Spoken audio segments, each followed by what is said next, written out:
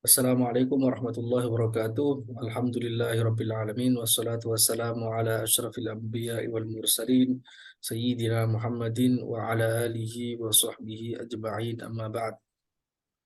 Alhamdulillah pada pagi hari ini kita bisa melanjutkan pertemuan yang kesembilan membaca kitab Ihya Ulumuddin dalam bab Ajaibul Qalb, keajaiban hati. Pada pertemuan sebelumnya, Imam Al-Ghazali telah panjang lebar menjelaskan tentang bagaimana hati manusia atau Al-Latifah Rabbaniyah ini mendapatkan ilmu. Kemudian hubungan antara Al-Latifah Rabbaniyah yang merupakan hati itu dengan ilmu dan bagaimana proses masuknya ilmu ke dalam hati.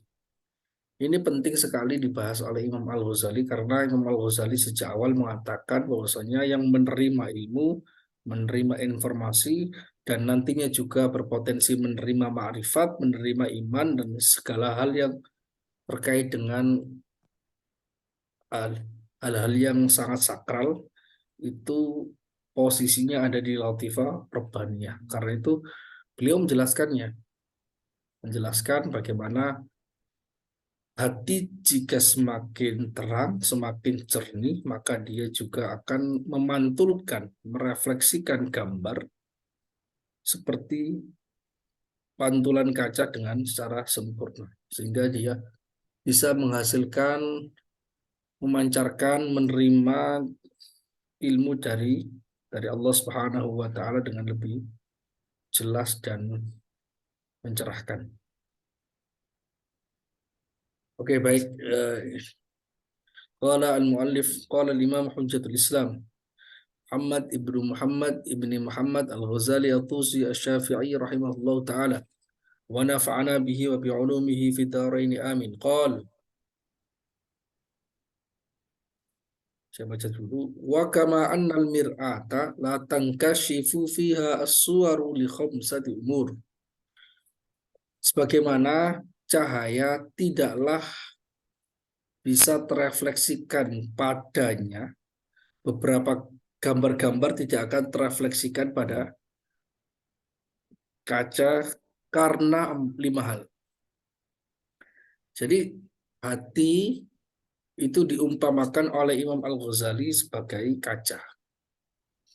Sebagaimana kaca itu refleksi gambar yang diterimanya tidak akan sempurna karena ada beberapa alasan, demikian juga hati juga demikian. Jika hatinya tidak jernih, tidak sebagaimana kaca yang bisa merefleksikan gambar dengan baik, maka hati juga tidak akan menerima refleksi ilmu pancaran ilahi. Beliau mengatakan bahwasanya ada 5 hal yang menyebabkan kaca itu tidak bisa merefleksikan gambar dengan akurat, dengan terang, dengan jelas. Ahaduha nuksonu suratiha kajauharil hadidi qabla an yudawwar wa yusakkal wa yusaqqal.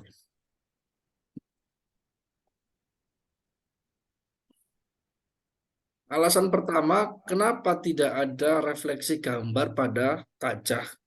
Karena gambarnya sendiri itu kurang. Jadi ada cacat di dalam gambarnya itu.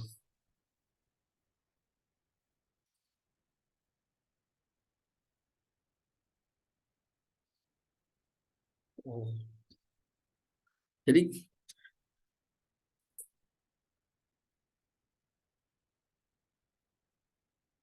oh.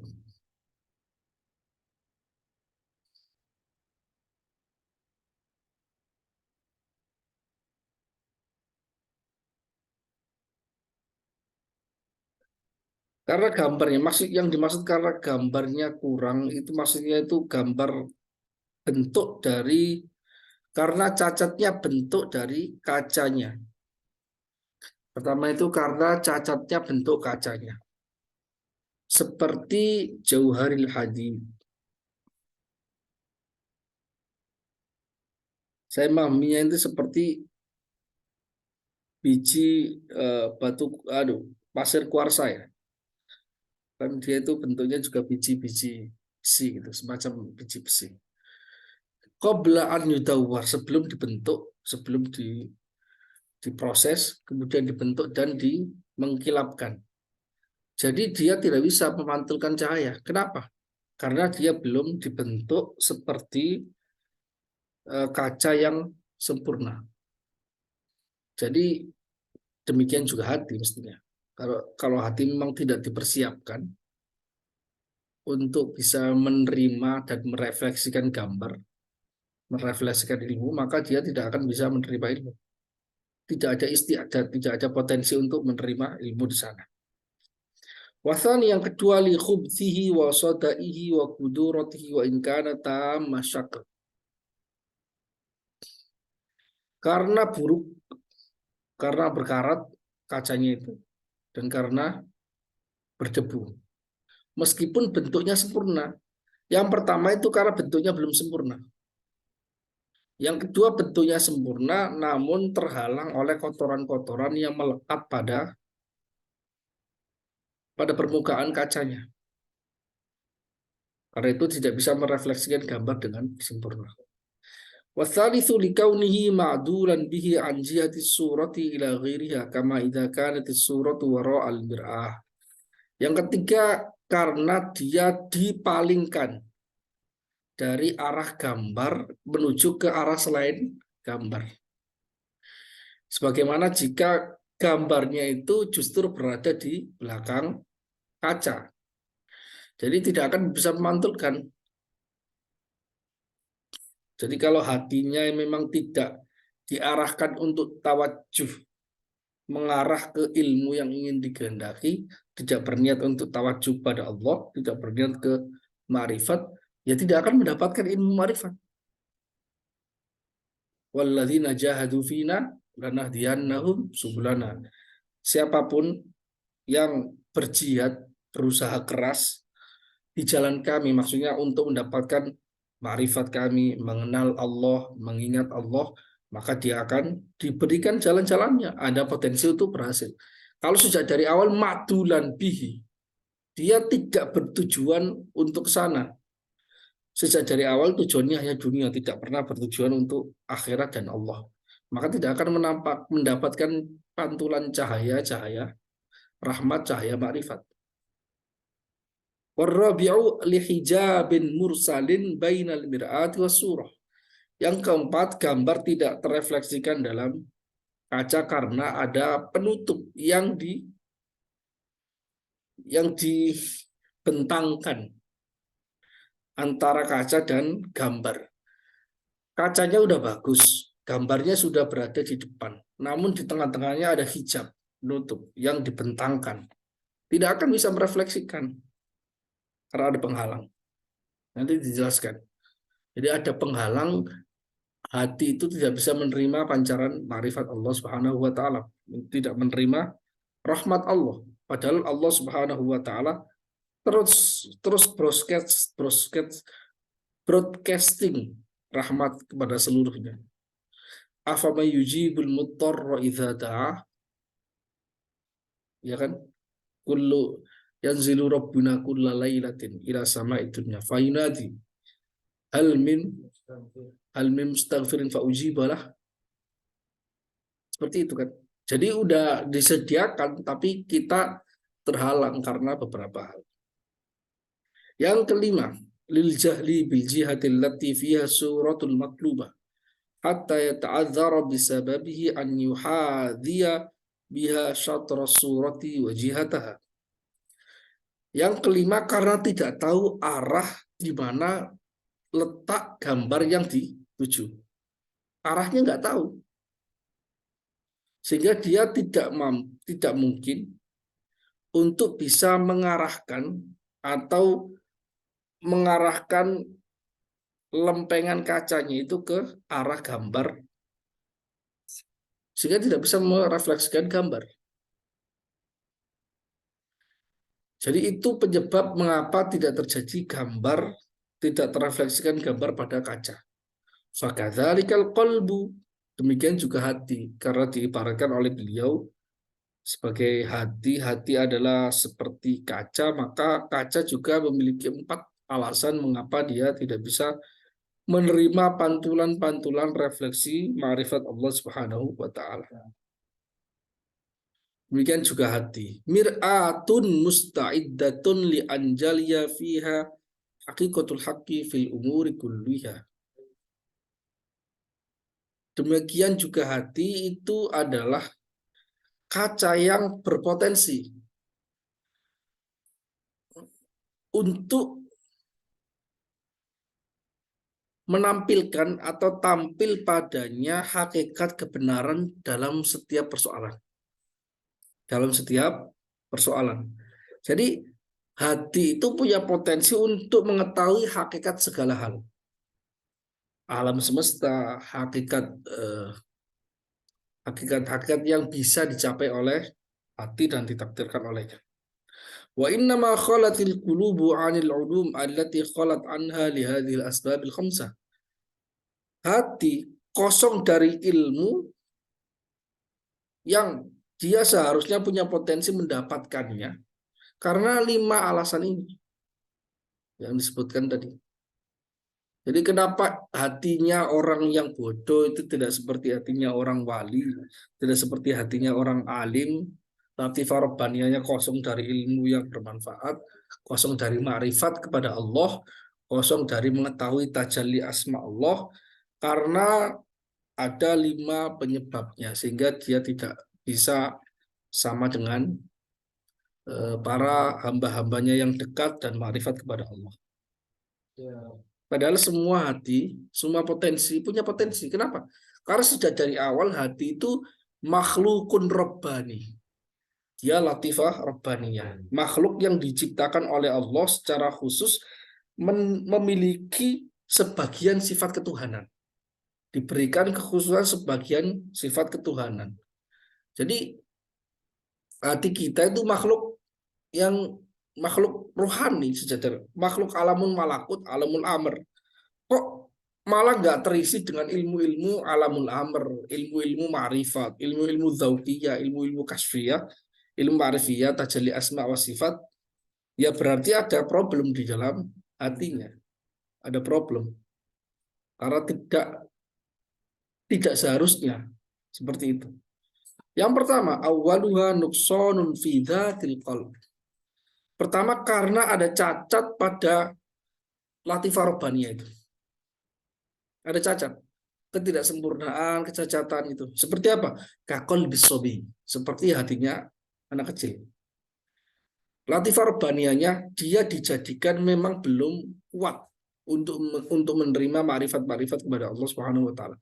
Karena itu, di dalam kewajiban agama, orang yang pertama kali saat di mana dia boleh atau sah untuk mengerjakan atau dikenakan kewajiban agama itu adalah ketika balik. Ketika balik, Allah menciptakan hatinya, latifah robbaniyahnya siap untuk menerima ilmu-ilmu ma'rifat tingkat tinggi. Sedangkan anak kecil belum diberikan kesempurnaan untuk bisa menerima ma'rifat seperti itu. Maka dia sejak dari awal bang nggak bisa menerima ilmu secara sempurna karena memang belum waktunya. Man istajala syai'an qabla awani uqiba bihirmani. Jadi ta'amul kibar sammus sughir, sammus sighar. Makanannya orang dewasa itu racun bagi anak kecil. Belum siap. Fa innahu la tadajalla lahu al-ma'lumatu linuqsanih. Seperti hatinya anak kecil. Karena hati anak kecil itu tidak bisa terefleksikan pengetahuan padanya. Karena memang belum sempurna. Masih kurang, masih belum lengkap. Wasani yang kedua, likuduratil ma'asi wal khobath. Allati yatarakamu ala wajhil qalbi bin kathrati syahwat. Alasan kedua karena kotoran yang berupa kemaksiatan dan keburukan yang menumpuk pada pada permukaan hati karena terlalu banyaknya syahwat. Sebagaimana kaca itu ketika depannya itu kotor, berkerut atau atau kayak yang apa berdebu, terus apa tayangan bahasa Indonesia dia berkarat, lupa berkarat, maka dia nggak sempurna. Demikian juga kalau hatinya itu kotor karena terlalu banyak maksiat, maka dia menimbulkan debu-debu rohani yang mengotori permukaan hati sehingga dia tidak jernih, dia kotor, banyak noda-noda sebagaimana diisyaratkan di dalam Al-Quran. Balrona ala qulubihim makan yaksibun. Perbuatan buruk menyebabkan ada tempelan-tempelan bekas-bekas hitam, dot, membentuk pola-pola polkadot hitam-hitam itu. Maka tidak bisa merefleksikan gambar ilmu dengan tepat. Fa inna dzalika yamna'u safa'al qalbi wa jala'ah. Karena terlalu banyak maksiat itu bisa menghalangi kejernihan hati dan kecerahannya. Fa yamna'u dzuhurul haqqi fihi, sehingga mencegah tampaknya kebenaran di dalam hati itu. Jadi hatinya gelap karena tidak tampak kebenaran di sana, tidak bisa tampak kebenaran di dalam kaca hati ini karena dia kotor, permukaannya kotor. Lidzulmatihi, karena gelap, wa tarakumihi, dan bertumpuknya maksiat-maksiat. Wa ilaihil isyaratu biqaulihi sallallahu alaihi wasallam, itu disyaratkan oleh sabda Rasul sallallahu alaihi wasallam. Man qarafa dzamban faraquhu aqlun yan lam ya'ud ilaihi abadan. Ai hasala fi qalbihi kuduratun la yazulu atharuha abadan.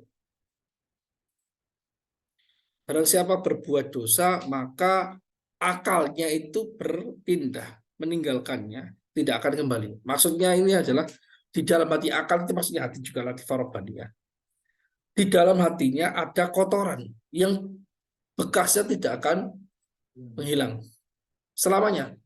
Bisa diminimalisir, bisa seperti yang dijelaskan itu. Tapi kalau terlalu sering digunakan untuk bermaksiat, bermaksiat itu seperti kaca yang kita kita kasih uap, kita abapi itu. Kita uap terus kita hapus, kita uapi lagi hapus. Jadi tidak akan sejernih ketika sebelum mendapatkan seperti itu. Tapi mendingan daripada nggak dihapus sama sekali. Lebih baik dihapus.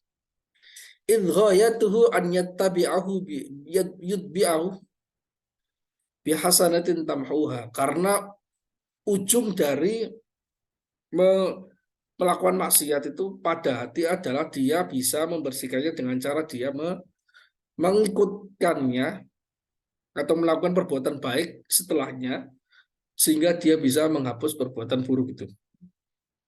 Falau ja'a bil hasanati walam tataqaddamu sayyi'at lazdada la mahalata isyraqul qalbi. Andai kata dia melakukan perbuatan baik hati itu, namun dia tidak melakukan keburukan, pasti akan terangnya kaca hati ini akan jelas, akan semakin terang. Karena kenapa? Karena sering digosok. Falamma taqaddamatis sayyi'atu saqatat faidatul hasan. Ketika perbuatan buruk itu sudah terjadi pada hati, menempel, maka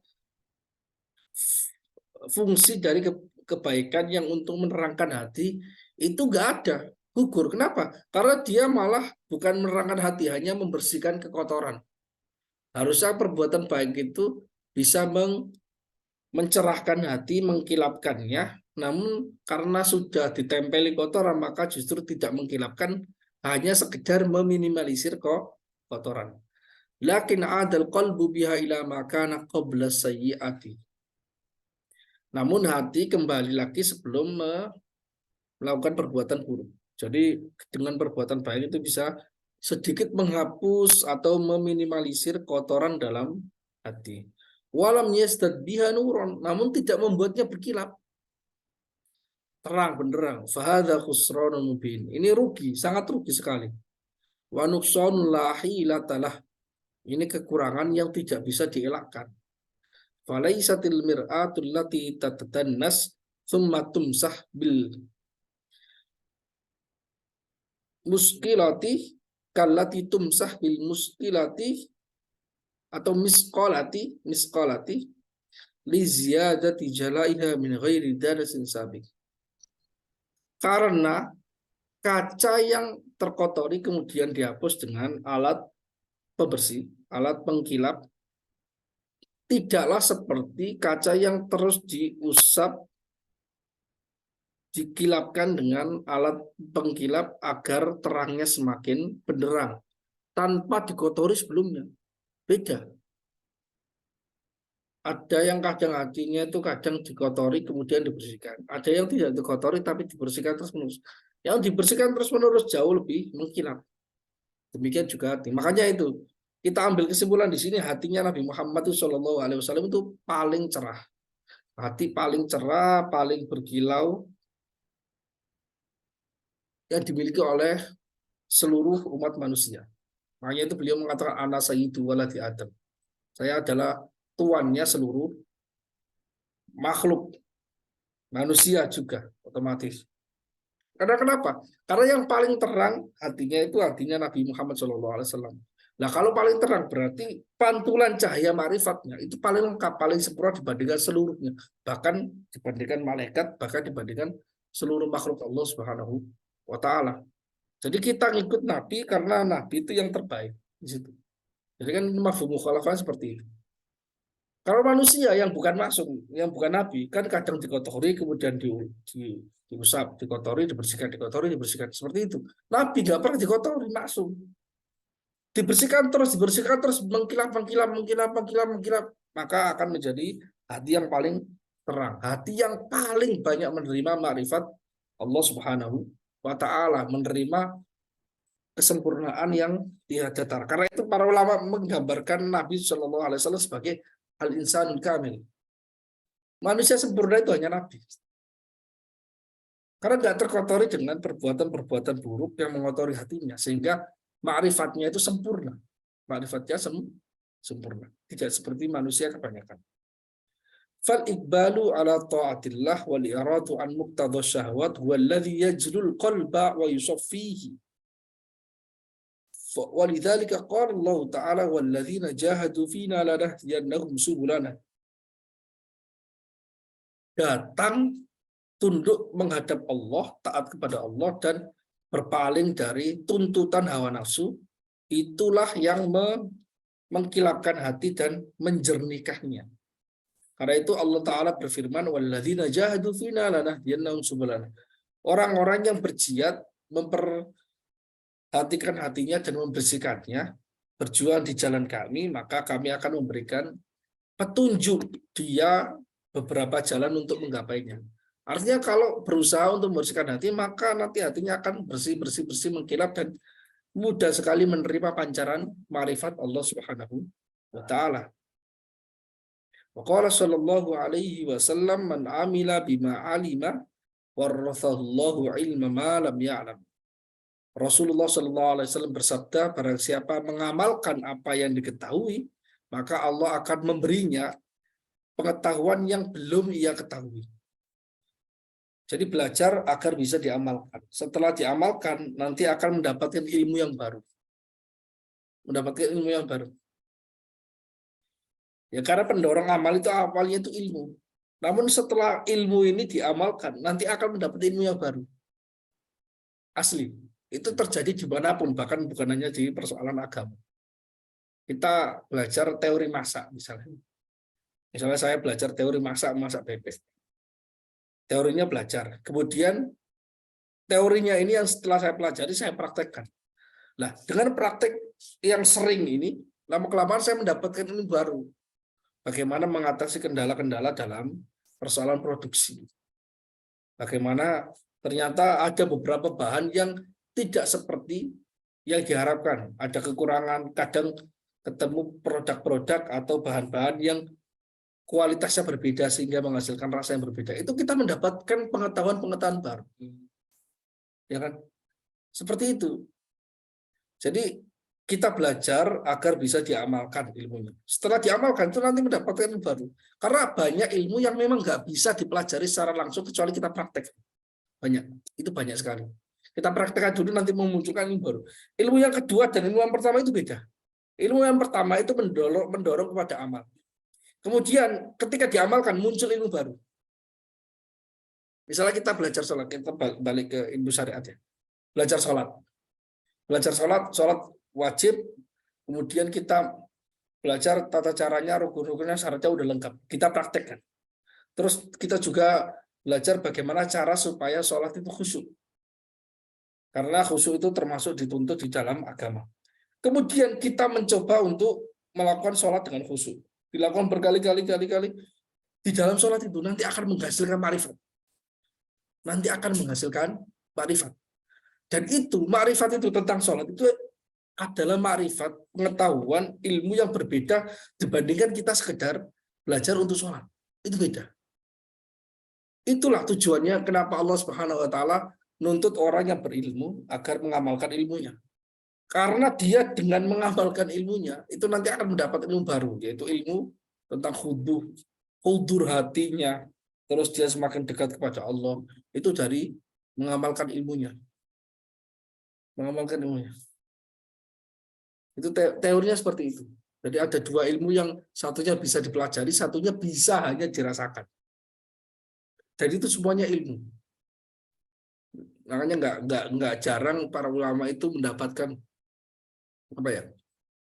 Misalnya mendapatkan pengetahuan ma'rifat baru tentang pemahaman yang baru terhadap Al-Qur'an. Pendalaman makna-makna Al-Qur'an, pendalaman makna hadis itu ketika dia sholat, ketika dia melakukan perbuatan baik. Misalnya yang sering saya dengar di dalam Thariqah Qadiriyah Naqsyabandiyah itu begini. Jadi yang sering itu gini. Jadi orang itu mendapat kayak semacam pengetahuan dan ma'rifat-ma'rifat yang tertentu, waridat ilahiyah itu kan ketika melakukan amal taat dan sebagainya. Nah, misalnya ketika sholat tahajud, biasanya gitu. Ketika sholat tahajud kemudian itu kan ngantuk kan. Tetap dipaksakan untuk melakukan wiridan setelah sholat wiridan. Nah, ketika wiridan itu di tengah-tengah antara ngantuk dan tidak ngantuk, antara tidur dan sadar, itu banyak muncul waridat ilahi. Itu kalau keterangan ya seroris seperti itu. Waridat ilahi yaitu sering sekali muncul ketika kita zikir, menguatkan diri untuk zikir, terus kita kayak semacam ngantuk sekali gitu. Di tengah-tengahnya itu antara tidur, bainan naum wal yaqadzah. Itu dapat waridat ilahiyah. Kenapa begitu? Sebenarnya gampang. Dulu itu nggak paham, tapi sekarang saya istilahnya itu saya angen-angen itu ternyata emang kayak gitu. Karena ketika kita ngantuk itu fisiknya melemah. Ketika fisiknya melemah, ruhnya itu menguat. Tapi nggak benar-benar melemah. Kalau benar-benar melemah, dia tidur.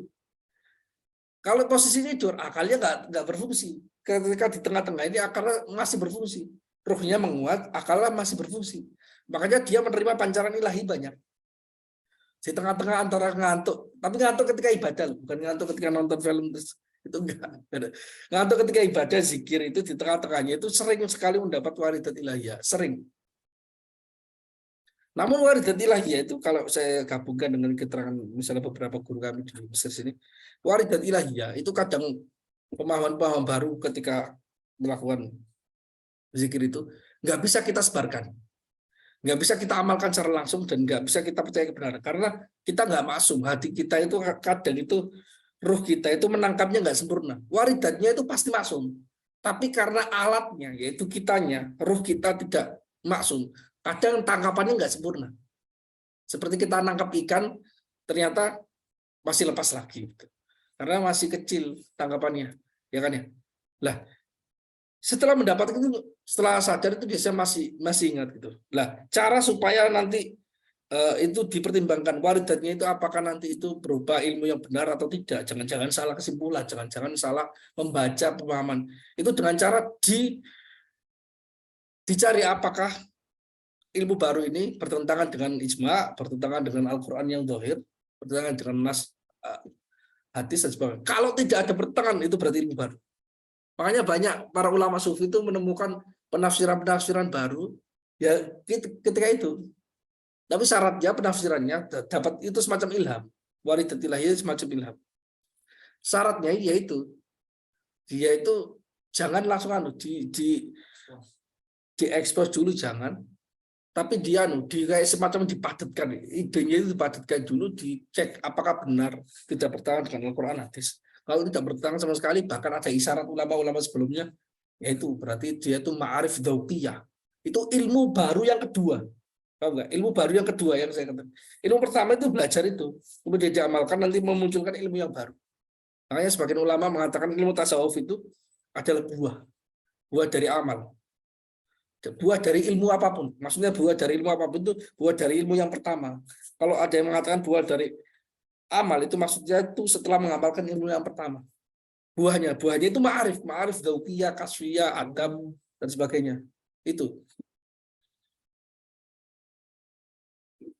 Jadi itu penting. Itu penting sekali yang kita temukan jawabannya ketika kita membaca kitab-kitabnya Imam Al-Ghazali rahimahullah taala. Mungkin dibaca Mas ya. Oke, sekarang siapa ini? Yusril, monggo.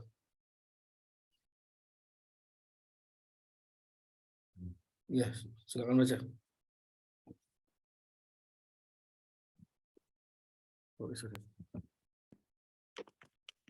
Silakan.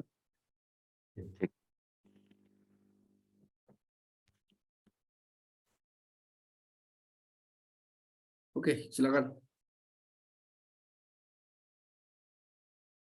Bismillahirrahmanirrahim. Asal-itu ayyakuna ma'dulan bihi an jihatil haqiqatil matlubah. Fa inna qalbal muti'i asolihi wa ikkana sofian fa innahu laisa yattadihu fihi jaliyatul haqq li'annahu laisa yattubul haqq wa laisa muhadiyan bi imir'atihi syatral matlub bal rubbama yakunu musta'ibal hammi bi tafsilit ta'atil badaniyah au bitahyati asbabil ma'isyah wala yasrifu fikrahu ila ta'ammuli fi hadratir rububiyyah wal haqa'iqil khafiyyatil ilahiyyah wala yang kashifu lahu illa ma huwa mutafakkirun fihi min talqa'iqi afatil a'mali wa khafaya uyubin nafsi in kana mutafakkirun fiha au masalihil ma'isyati in kana mutafakkiran fiha wa idza kana taqyidul hammi bil a'mali wa tafsilit ta'ati mani'an anin kisyafi jaliyatil haqqi fama dhannuka fi man sarafal hamma ila syahwati dunya wa ladzatiha wa ala ikiha fa kaifa la yumna'u anil kashfil haqiqi.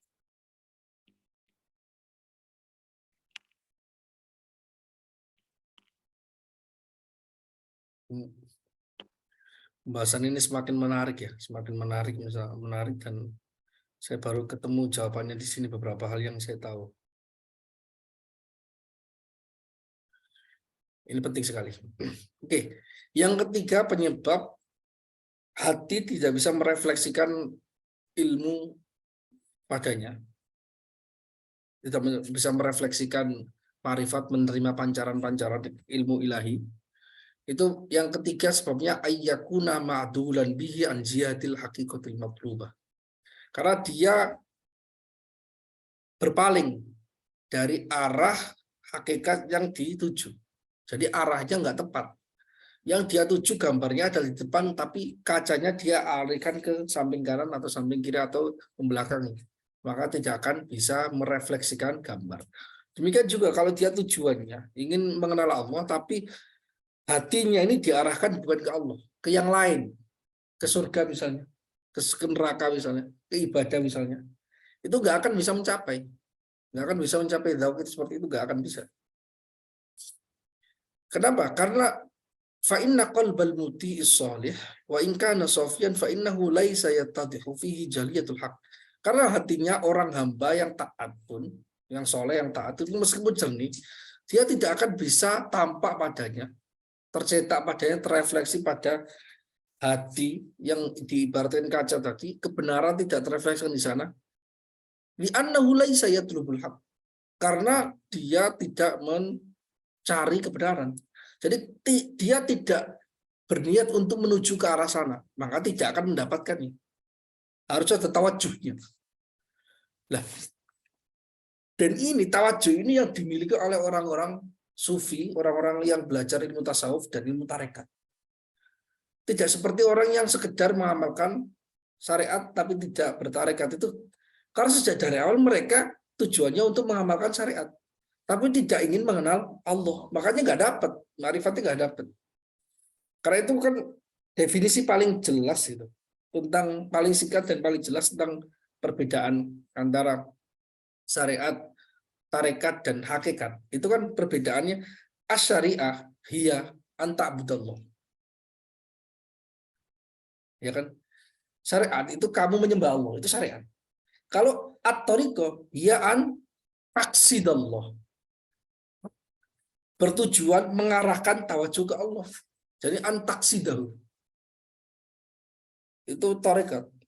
Jalan menuju Allah, mengharapkan Allah. Jadi sejak dari awal ingin mengenal Allah, ingin mengenal tajalli asma Allah. Nah, kalau hakikat itu antashhadahu. Al-haqiqah hiya antashhadahu, kamu menyaksikannya. Setelah kamu bertujuan untuk jadi kayak gini. Jadi kayak hitam putih. Susah. Tetap lebih kuat kayak gini. Jadi kalau hakikat itu kamu menyaksikannya setelah bertujuan untuk mengenal Allah, jika terus walladzina jahadu finalana diannahum subulana akan mendapat jalan-jalan untuk mengenal Allah sehingga bisa menyaksikan syuhud. Syuhud awalnya syuhud mata basirah dulu. Lama-kelamaan kalau mata basirah kuat muncul cahaya di mata basirahnya. Sehingga cahayanya nempel di mata aslinya. Sehingga lama-kelamaan dia juga melihat dari mata kepalanya. Tapi kadang tergantung levelnya. Kalau dia levelnya tertentu, dia sebenarnya matanya itu hanya melihat nuru basiratihi, cahaya dari mata hatinya. Dan itu yang sempat terjadi fitnah di zamannya Syekh Abdul Qadir Al-Jilani. Syekh Abdul Qadir, dulu saya baca ini nggak paham, tapi lama-kelamaan paham kalau kita baca kitabnya Imam Al-Ghazali di sini karena memahamkan. Jadi ada di zamannya Syekh Abdul Qadir Al-Jilani, sebagaimana disebutkan di dalam manaqib itu, ada orang mengaku ra'aitullah, mengaku saya melihat Allah. Terus orang ini soleh, terus ditanya para ulama, kamu benar yakin nggak bohong kalau kamu melihat Allah? Iya, saya bohong. Bahkan dia berani sumpah. Itu mau dihukum oleh ulama di zaman itu. Kemudian ditanyakan kepada Syekh Abdul Qadir Al-Jilani. Itu apakah orang yang mengaku melihat Allah ini, kasus zaman beliau itu jujur dia, apa dia bohong? Kemudian Syekh Abdul Qadir Al-Jilani langsung menjawab, dia itu jujur. Dia itu jujur bahwasanya dia merasa melihat Allah. Tapi salah dalam klaimnya bahwasanya dia melihat Allah. Dia jujur atas apa yang dirasakannya, bahwasanya dia melihat Allah. Tapi apakah klaim dia, pengakuan dia itu benar? Sesuai dengan lafaz teks yang diucapkan di mulutnya, itu tidak benar. Kenapa? Karena sebenarnya karena dia berzikir itu, hatinya mengkilap. Mata basironya ada cahaya yang terang. Sehingga sampai ke mata. Lah, dari mata basirah ini ada lubang.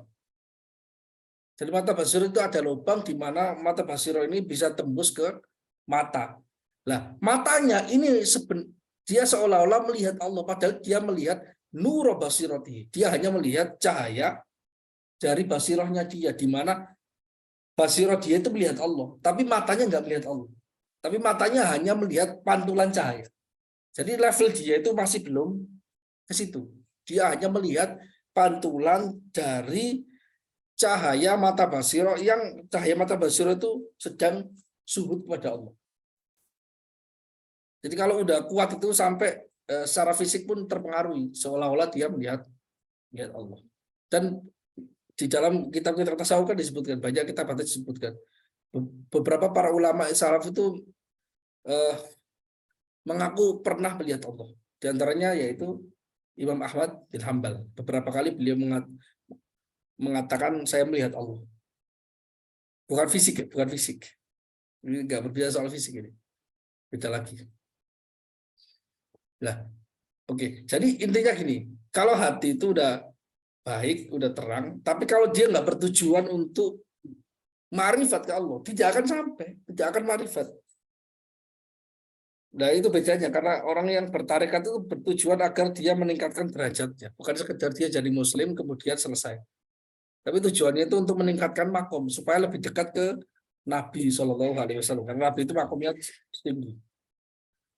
Walaysa muhadhiyan bimir'atihi syatrul matlub. Dia yang orang baik ini dia tidak mendapatkan, tidak bisa sampai subut ke Allah karena dia tidak mengarahkan kaca hatinya kepada arah yang ditujukan, tidak bertujuan ke sana, tidak tawajuh ke arah sana, tidak qasdullah, tidak qasdu ma'rifatillah, tidak bertujuan untuk mengenal Allah. Ya tujuannya apa ya? Tujuannya dia beramal baik itu aja. Jadi nggak ada tujuan, tidak bertarikatnya di situ. Bal rubbama yakunu mustaw'ibal hammi bi tafsir ta'atil badani. Nah, ini menarik juga. Dan saya menemukan jawaban dari yang dulu saya sering lihat di beberapa praktek orang-orang tarekat itu. Menemukan jawabannya. Dan ini sering sekali ya. Makanya para ulama itu bilang kayak gini. Kalau sama orang-orang yang soleh seperti itu, yang terkenal wali, yang terkenal dan pengakuannya itu bukan dari orang beca dan sebagainya, enggak, orang-orang yang memang alim itu. Kita kalau nggak tahu alasan dia itu taslim dulu. Kita terima dulu. Nanti kalau pada suatu fase itu terus belajar, membaca, nanti akan tahu jawabannya. Karena ada beberapa fase, beberapa keilmuan yang nggak bisa diterangkan. Diterangkan pun nggak akan paham. Seperti baca manaqib Syekh Abdul Jailani itu nggak paham. Lama-kelamaan paham kalau kita baca. Dan diantaranya ini, diantaranya yang saya temukan ini di sini.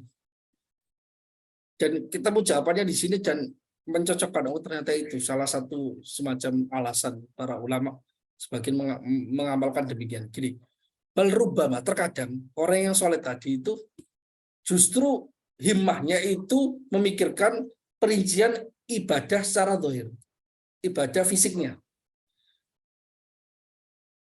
Au bitahiyati asbabil ma'isha, atau menyiapkan faktor-faktor pekerjaan dia. Wala yasrifu fikrahu ila ta'amuli fi hadratir rububiyah. Tidak memusatkan pikirannya untuk kontemplasi terhadap hadratir rububiyah, keagungan Allah Subhanahu wa taala dalam sifat-sifat ketuhanan. Wal haqaiq al khafiyah al ilahiyah, dan tentang hakikat-hakikat yang samar yang ilahi. Jadi gini, jadi itu sering kayak gini.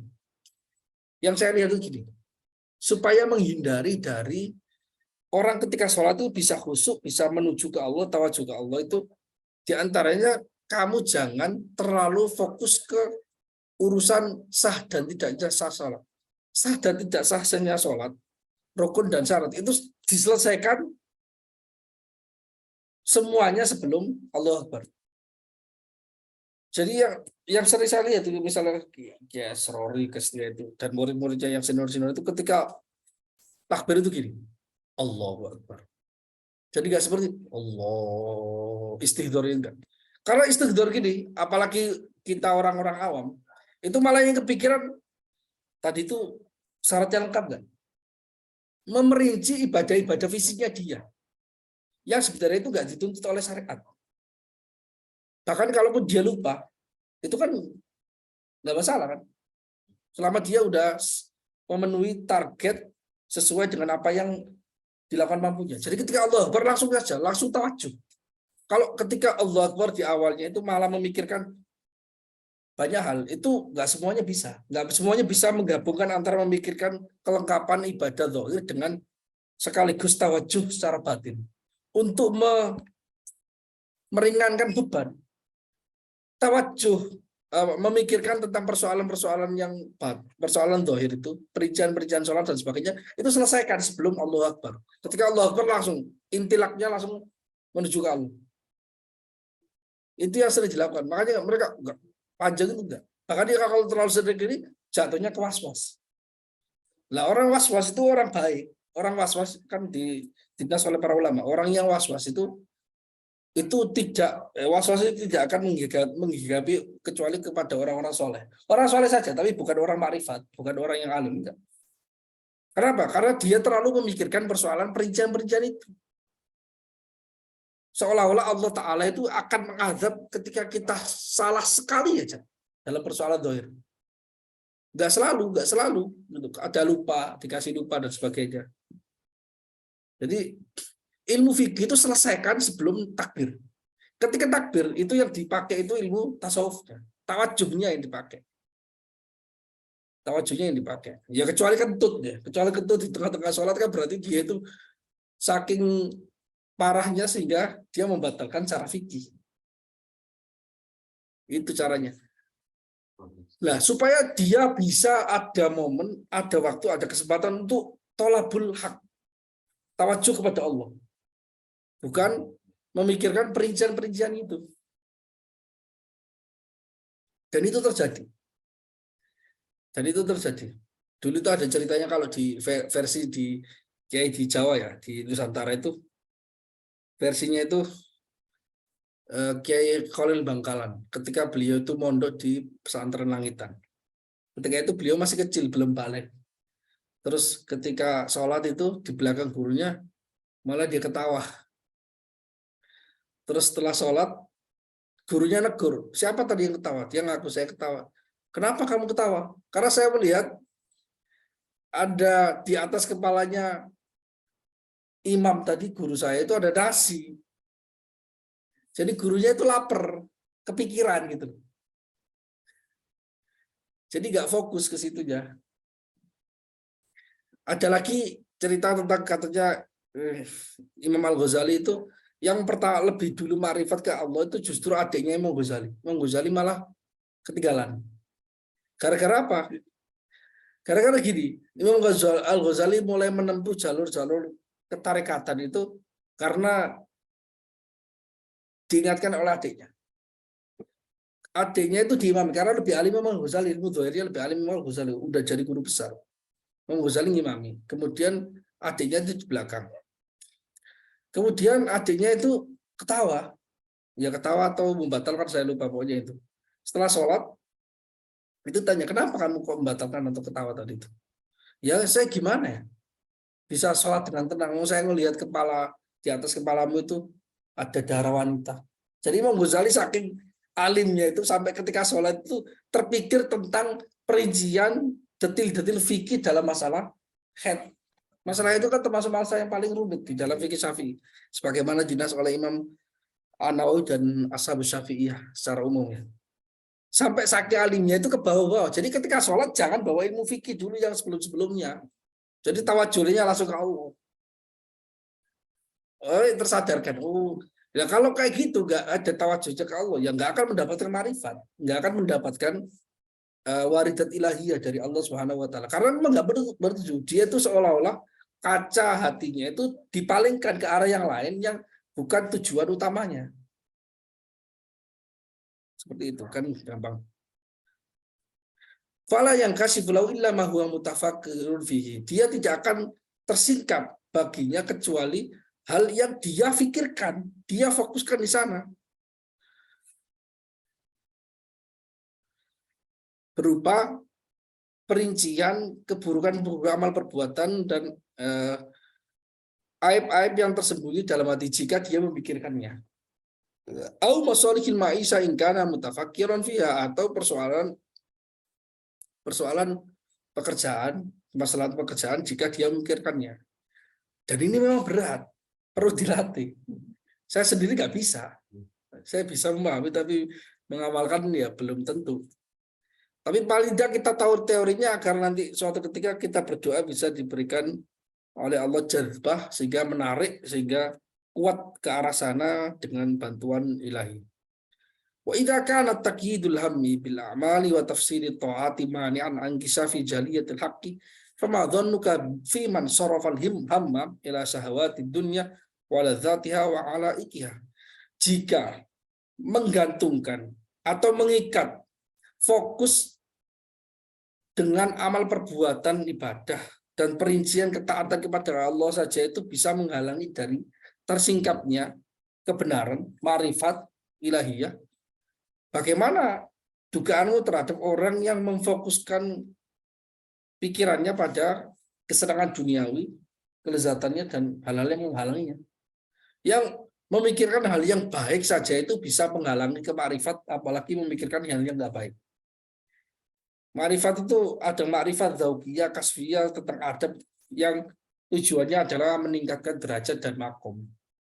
Dan itu perlu dituju, perlu disengaja, perlu den sejo kalau bahasa Jawanya. Ada tujuan ke sana gitu. Fa kaifa la yumna'u 'anil kasfil haqiqi? Fa kaifa la yumna'u? Bagaimana orang seperti itu tidak tercegah dari kasaf, tersikap hijab secara nyata? Tidak mungkin, karena sudah dari awal nggak ingin ke arah sana. Mau lanjut baca? Oke, baca lagi, silakan. Bentar, Oke. Bismillahirrahmanirrahim. Ar-rabi'u al-hijabu. Fa innal muti'a al-qahira li syahwatihi al-mutajarridal fikri fi haqiqatin minal haqa'iqi qad la yankashifu lahu dzalik likaunihi mahjuban anhu fi i'tiqadin sabaqa ilaihi mundus siba ala sabili taqlidi wal qabuli bi hasbi husni dhanni fa inna dzalika yahulu bainahu wa baina haqiqatil haqq wa yamna'u min ayang kashifa fi qalbihi khilafu ma talaqqafahu min dhahirit taqlid wa hadha aidan hijabun 'azimun bihi khujiba aktsarul mutakallimina wal muta'assibina lil madhahibi bal aktsaru sholihina al mutafakkirina fi malakutis samawati wal ard li'annahum mahjubuna bi i'tiqadatin taqlidiyatin jamudat fi nufusihim wa rasakhat fi qulubihim wa sarat hijaban bainahum wa bainat tarkil haqa'iq.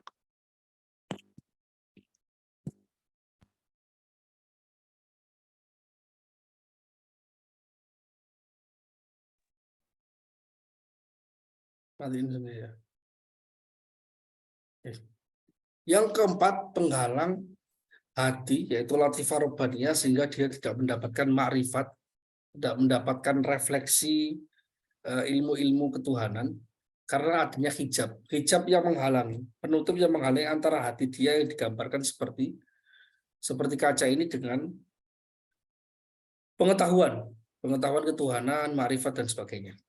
Karena ada hijab yang menutupi, seperti kaca ditutupi sehingga objeknya nggak bisa terrefleksi gambarnya pada kaca.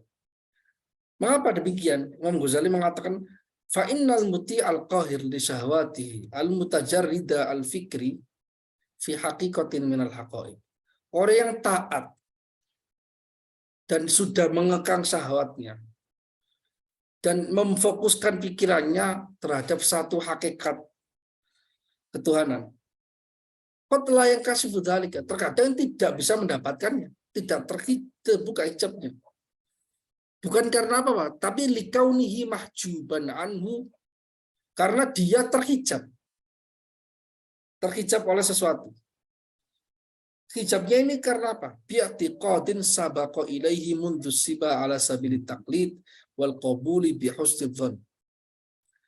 Terhijab justru karena keyakinan dia sendiri yang ia terima sejak kecil dengan cara taklid.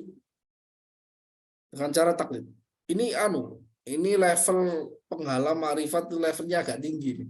Hanya dilakukan oleh orang-orang yang alim, bahkan orang alim juga beberapa hal itu seperti ini. Wal qabuli bi husni dzan, dan menerima sesuatu karena dugaan prasangka baik saja. Ini bukan buruk, tapi dia tidak bisa mencapai level ma'rifat yang lebih tinggi daripada sekedar itu. Kalau dia ada musallamat, ada postulat-postulat yang diterimanya Itu dengan secara taklid. Padahal itu baik sendiri, baik. Tapi untuk level meningkat nggak bisa. Fa inna dzalika yahulu bainahu wa baina haqiqatil haqqi. Hal tersebut bisa menghalangi antara dia dan hakikat kebenaran. Dan karena alasan inilah mengapa para ulama mujtahid itu haram taklid. Karena level dia itu untuk mencari kebenaran hakikat dengan hakikat. Dan taklid bagi orang level-level seperti ini, itu sudah menjadi haram. Tapi kalau level kita, kebanyakan kita, itu belum di level yang taklid pun haram. Kebanyakan. Nah, kalau dia taklid terhadap sesuatu, artinya dia tidak punya potensi kesempatan untuk mendapatkan pengetahuan baru, bahkan yang punya kemungkinan itu lebih baik daripada sebelumnya. Kalau dia memang punya potensi ke arah sana. Kalau tidak ya belum. Jadi karena derajat itu bertingkat-tingkat, bisa jadi dia di level makom ini dia terhijab karena taklid. Udah lepas dari taklidnya, level berikutnya dihijab lagi. Nah, kita mungkin beberapa hijab terbuka, tapi masih banyak lagi hijab-hijab yang nggak terbuka. Tapi kalau level-level imam yang tinggi, yang besar itu levelnya udah tinggi, sehingga sampai ke level agama sendiri dalam persoalan fikih pun mereka haram untuk taklid. Kalau kita bukan persoalan yang haram dan tidak, itu hanya persoalan soal apa istilahnya khilaful aula atau mustahab dan ghairu mustahab itu saja. Karena levelnya masih rendah. Kalau level tinggi sekali malah ke level di mana haram dia taklid. Wa yamna'u min an yankashifa fi qalbihi khilafu ma talaqqafahu min dhahiri taklid. Dan itu justru menghalangi dia tersingkap pada hatinya ilmu yang berbeda dari apa yang dia terima karena taklid, dari hanya taklid. Taklid secara umum ya, taklid secara umum. Jadi gini, misalnya di dalam, saya ingat di dalam kitab Al-Mizan Al-Kubra karya Imam Abdul Wahab Asy'arani, itu berkata begini. Jadi para wali-wali yang makomnya tinggi-tinggi, yang dia itu di bawah levelnya imam mazhab, tapi dia juga punya potensi menjadi mujtahid. Punya potensi menjadi mujtahid dan dia ibadahnya kuat sekali. Nah, itu tidak dianggap imam-imam mujtahid tidak mendirikan mazhab-mazhab baru karena sebenarnya dia itu sudah terbuka hijabnya bahwasanya apa yang dikatakan oleh para imam-imam itu ternyata dia bersumberkan pada muara yang sama. Ainus syariatil ula, beliau nyebutnya. Jadi sumber syariat yang paling agung. Itu sudah mendapatkannya. Jadi mereka tahu. Makanya kadang itu para sufi yang kayak gitu-gitu, kadang ikut Imam Syafi'i, kadang ikut Malik, kadang ikut imam yang lain. Seperti Imam Ghazali ya. Imam Ghazali itu di dalam kitab-kitab beliau misalnya Al-Basit, Al-Wasit, Al-Wajiz. Ya, itu beliau itu masih di level taklid. Memang masih di level taklid. Beberapa hal levelnya sangat tinggi, tapi masih banyak di level taklid. Namun, di level ketika Imam Ghazali menuliskan kitab Ihya Ulumuddin, beliau itu di level yang sudah mustahil. Dalam beberapa hal ya, kita nggak menyebutnya seluruh hal, tapi dalam beberapa hal level. Karena itu dalam beberapa hal Imam Ghazali kadang itu cenderung membenarkan pendapatnya Imam Malik misalnya. Beliau mengatakan saya berharap mazhab Syafi'i dalam persoalan air itu seperti mazhabnya Imam Malik. Karena beliau setelah memikirkan banyak hal dan beliau beristihad sehingga terbuka hijabnya ini, hatinya ini, sehingga dia mendapatkan pengetahuan baru dan beliau menganggap ini pengetahuan lebih baik, lebih afdal dibanding pengetahuan sebelumnya. Dan beliau juga cerita di beberapa bab, saya lupa babnya apa, pokoknya sekitar antar bab syukur dan sebagainya. Syukur kalau nggak salah, atau tawakal atau iman itu beliau mendapatkan beberapa penjelasan tentang semacam rahasia di balik syariat tertentu dalam Islam itu, yang beliau mengatakan ini adalah hasil saya mendapatkan dari ta'ammul dan kholwat, bukan dari bacaan di kitab. Karena itu tidak ditemukan di kitab manapun. Beliau mengaku sendiri di dalam kitab Ihya Ulumuddin. Ada beberapa hal. Jadi karena sudah di level itu, hijab sedikit pun itu menghalangi untuk mencapai ke kesempurnaan di dalam level pengetahuan. Sama. Jadi kalau misalnya itu kalau itu kalau kita berbicara soal level-level orang yang sudah memang masih aswaja seluruhnya. Misalnya kalau kita berbicara sedikit melebar, misalnya orang yang bukan Ahlussunnah wal Jamaah, Mu'tazilah, Syiah dan sebagainya, atau Wahabi. Karena mereka takut dengan pendapatnya, maka mereka tidak akan mendapatkan pengetahuan baru soal itu. Karena sejak dari awal kaca hatinya dia tutupi atau tertutup oleh hijab yang dia yakini tidak bisa ditembus. Sehingga pengetahuan baru itu akan mental terus. Karena nggak akan terefleksikan pada lempengan kaca hati dia.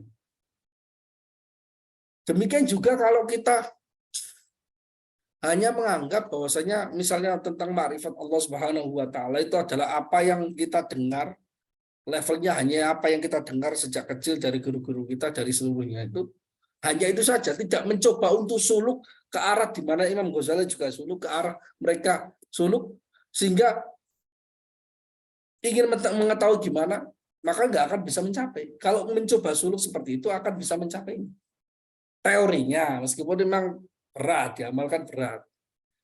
Kan para ulama sufi kan sering mengatakan mandzaqa araf. Kalau udah orang suluk terus merasakan, pasti akan mengetahui apa yang diteorikan itu benar. Wa man araf ya taraf. Kalau yang tahu dia akan mengakui kebenaran orang itu. Kalau udah itaraf, dia akan mendapatkan ilmu-ilmu yang baru. Makanya sebagian ulama sufi mengatakan at-taslim bina wilayah. At-taslim bina wilayah. Taslim dulu terhadap kita itu kewalian itu sendiri, tapi kewalian di level tertentu. Itu artinya punya potensi untuk menjadi wali karena taslim dulu. Tapi lama kelamaan itu dia sudah nggak taslim lagi. Sudah nggak taslim lagi. Dan itu alasan kenapa beberapa tarekat itu nanti terjadi percabangan. Karena di level tertentu, setelah menjadi di level tertentu, bahkan taklid ke gurunya pun hilang. Sehingga dia itu mendapatkan pengetahuan-pengetahuan baru. Jadi misalnya Imam Abul Hasan As-Saduli itu, dia juga belajar tarekat sebelumnya yaitu Qadiriyah Naqsabandiyah. Ya kan? Tapi setelah itu kan beliau memang karena mendapatkan banyak panda, kemudian sudah mendapat kebenaran, tersingkap hijabnya sehingga dia tidak taklid. Dia menciptakan semacam merumuskan teori makrifat, teori suluk yang baru yang menurut beliau lebih cepat dibandingkan itu. Dan beberapa orang merasa nyaman di situ. Ada muncul teori tarekat baru seperti itu. Jadi nggak seluruhnya sama, tarekat-tarekat nggak seluruhnya sama, nggak seluruhnya sama.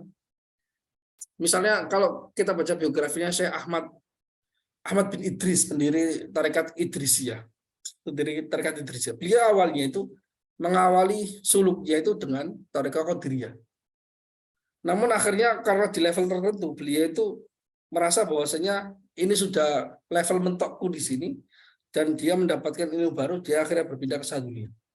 Dari setelah Saduliyah juga selesai, akhirnya beliau semacam membuat terobosan baru dalam persoalan makrifat dan bukan hal yang bertentangan gitu loh. Ada semacam variasi, misalnya kalau kita bikin sambal itu sambelnya itu ditambahi apa semakin enak gitu. Tambah apa semakin enak, tambah apa semakin enak. Tapi semuanya tetap sambal, semuanya tetap dianggap tarekat gitu. Karena kredonya para ulama tarekat itu kan jalan menuju Allah Subhanahu wa taala bi adati anfasil khalq. Sejumlah nafasnya makhluk seluruhnya. Artinya banyak jalan. Banyak jalan menuju Roma. Itu kan makolat yang benar kan, sesuai dengan fakta, dan itu juga terjadi pada dunia tasawuf. Wa hadza aidon hijabun azim. Ini juga adalah penutup yang agung. Dengan hijab seperti ini, mayoritas mutakalimin, orang-orang fanatik terhadap mazhab itu terhijab. Bahkan mayoritas orang soleh yang memikirkan ta'amul pada alam malakut, alam kebesaran, alam langit dan bumi, itu juga terjatuh dalam masalah ini. Karena ada mungkin levelnya itu udah terbuka hijab ini, kemudian hijab ini, tapi ada beberapa hijab yang nggak terbuka di antara ini. Kalau sudah hijabnya nggak terbuka, dia nggak akan bisa menembus level berikutnya. Pasti. Selama belum terbuka nggak akan bisa menembus. Karena kan diterangkan sebelumnya kan. Orang yang berada di makom tertentu, dia nggak akan bisa melihat makomnya di atasnya. Tapi kalau udah di atas, dia bisa melihat makom di bawahnya. Dia atau melihat orang lain atau melihat dirinya sendiri itu berada di bawahnya. Seperti itu. Nah ini Imam Ghazali ngomong gini supaya orang itu nggak berpuas diri bahwa ada makom di atas dia yang ketika dia hijabnya itu tersingkap dengan cara dia menghilangkan taklid ini bisa mencapai level yang lebih tinggi. Karena memang nggak ada batasnya gitu. Sebagaimana ketinggian Allah juga ada batasnya, demikian juga makom dekat kepada Allah tanpa batas. Tanpa batas. Li'annahum mahjubuna bi i'tiqadi taqlidi. Karena mereka semuanya itu orang-orang soleh, beliau bilang.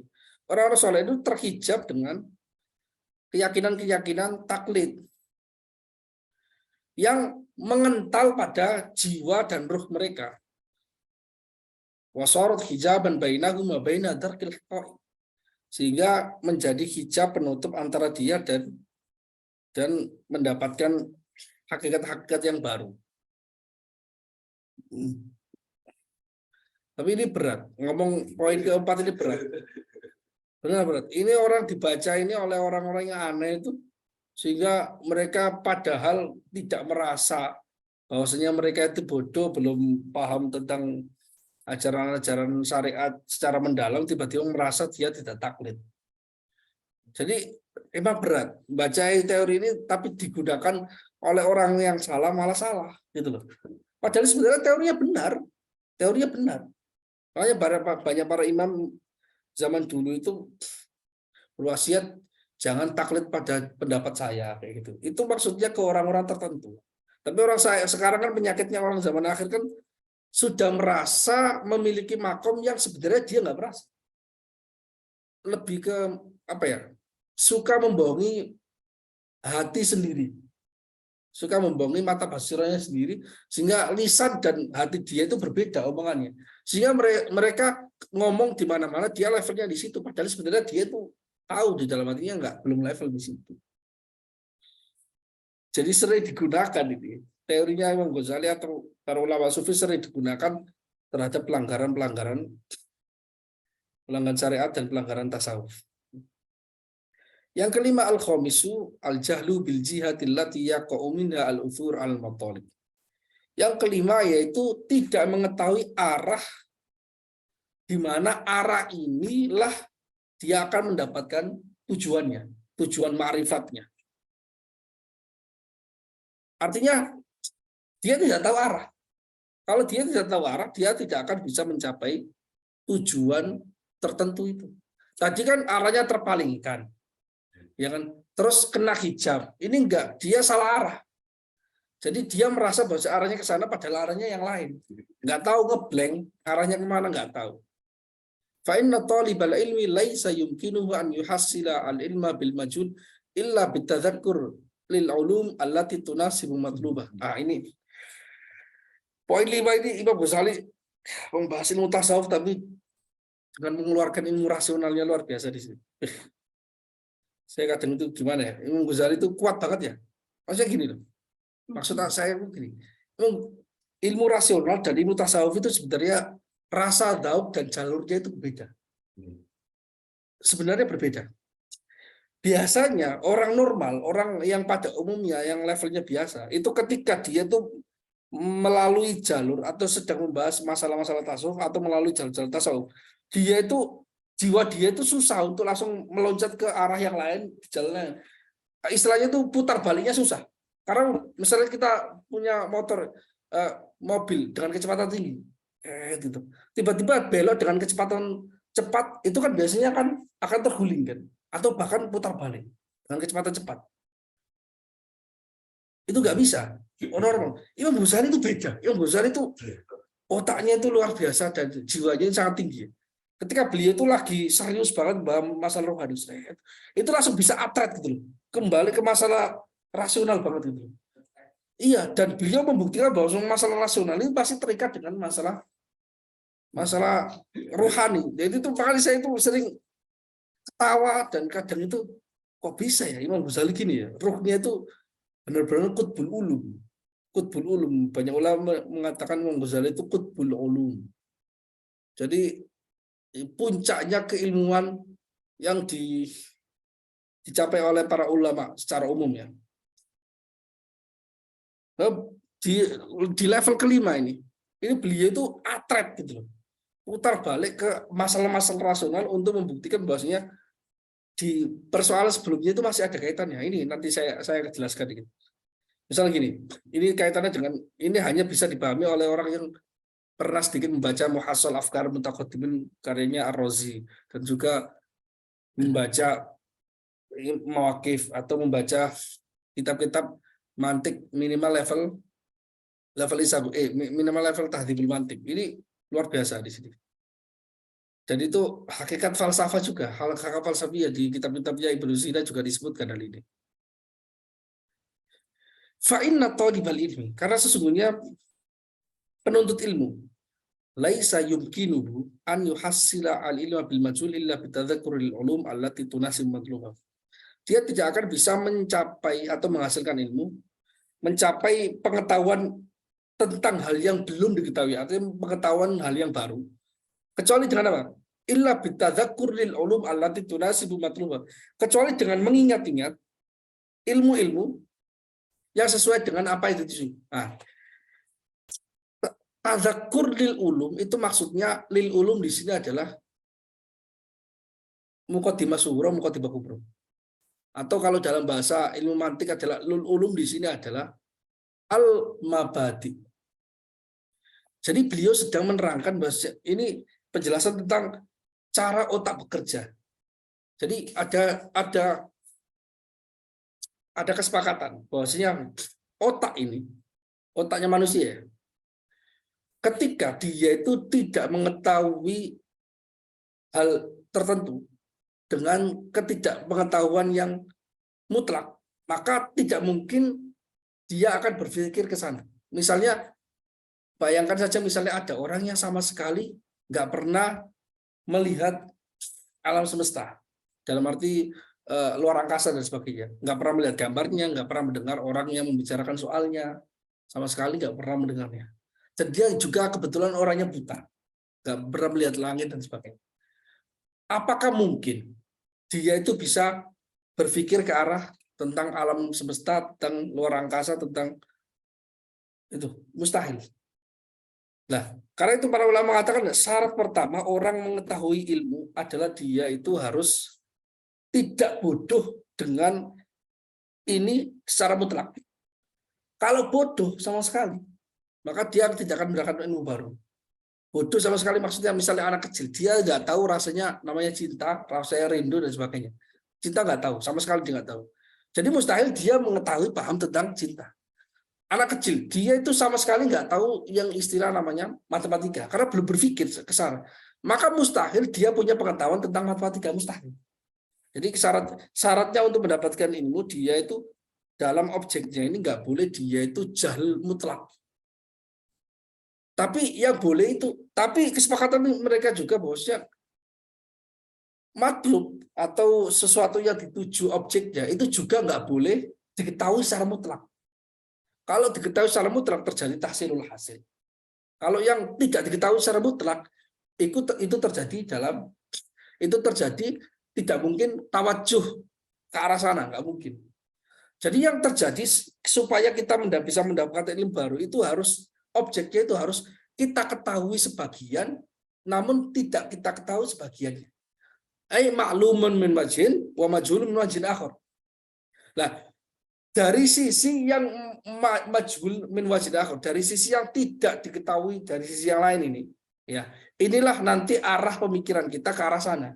Kita membangun premis-premis dari minal mabadi ilal mathalib wa minal mathalib ilal mabadi, majmu'ul harakatain, harakatul fikri fil maqulat.